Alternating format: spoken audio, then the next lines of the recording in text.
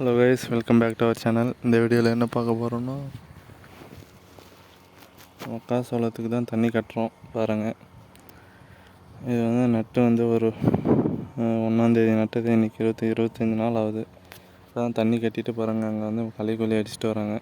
நான் தண்ணி கட்டிகிட்டே இருக்கேன். தண்ணி கட்டி ஒரு 3 நாள் கழித்து களைக்கொல்லி அடிக்கிறாங்க.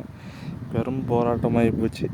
இந்த கொட்டையை ஃபஸ்ட்டு நட்டுட்டு நெல் வயலில் வந்து நட்டு போட்டு மிஷினில் தெரியாத உள்ள இந்த ஓட்டை வந்தவங்க வந்து உள்ளே, அதாவது இந்த வாயில் வந்து நடுவில் 2 பாத்திக்கு நடுவில் ஓட்டி விட்டாங்க, குட்டையாக இருக்குன்னு. அது நட்டு வராமல்,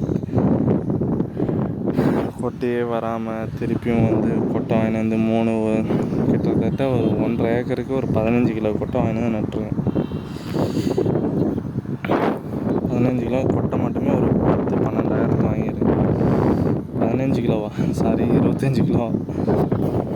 ஃபஸ்ட்டு ஒரு 3 பேக்கெட்டு, அப்புறம் ஒரு 3 பேக்கெட்டு, அப்புறம் 10லன்னு ஒரு 2 கிலோ, அப்புறம் 2 கிலோ, மொத்தம் பேக்கெட் மட்டுமே ஒரு 7 பேக்கெட்டு நட்டுருக்கேன்.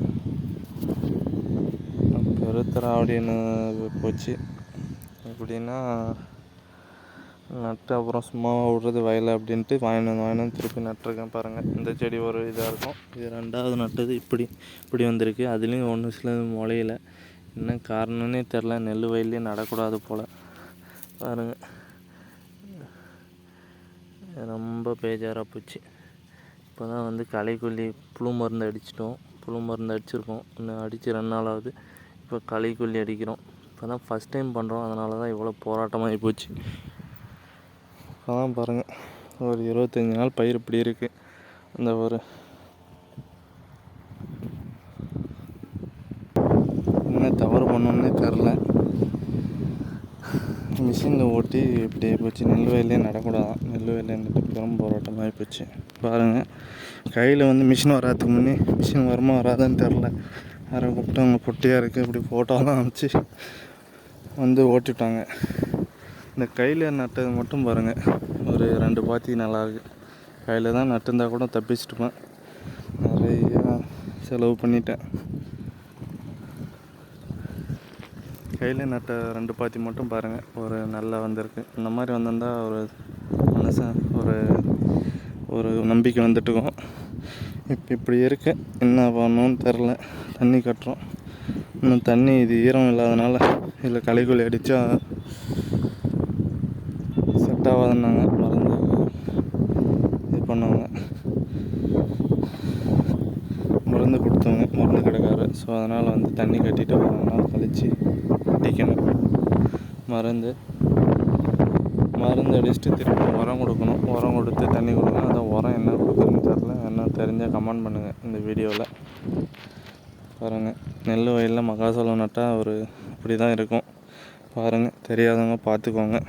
அது இல்லாத முளைஞ்சி வந்தால் எலி தொல்லை வேறு ரொம்ப பாடு. வந்து நோண்டி சாப்பிட்றது. முளைஞ்சி ஏதோ நம்ம நடுற கொட்டை ஒரு 50 கொட்டை நட்டோன்னா அதில் ஒரு 30 கொட்டை முளைக்கும். அதுலேயும் வந்து இது பாதி இது சாப்பிட்றது. இது எலி பெருத்தராக இருக்குது.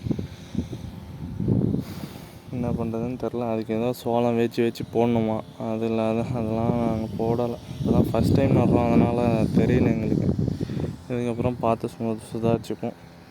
நெல் நட்டு தான் நெல்லில் ஒன்றும் இல்லை, விளைய வெறும் இப்போ கருக்காய போச்சுன்னு இது ஃபஸ்ட்டு இப்போ நட்டோம். இதை நட்டும் இப்படி ஆகிப்போச்சு பாருங்கள் ஃப்ரெண்ட்ஸ். 25 டேஸ் ஆகிருக்கு நட்டு. இதோட ஒரு 4 தண்ணி கட்டிட்டோம். இது 4வது தண்ணின்னு நினைக்கிறேன். 4வது தண்ணி 5வது தண்ணி. இது அந்த மாதிரி இருந்திருந்தால் கொஞ்சம் சந்தோஷமாக இருந்திருக்கும். அந்த கையில் நட்ட மாதிரி இருந்திருந்தால்.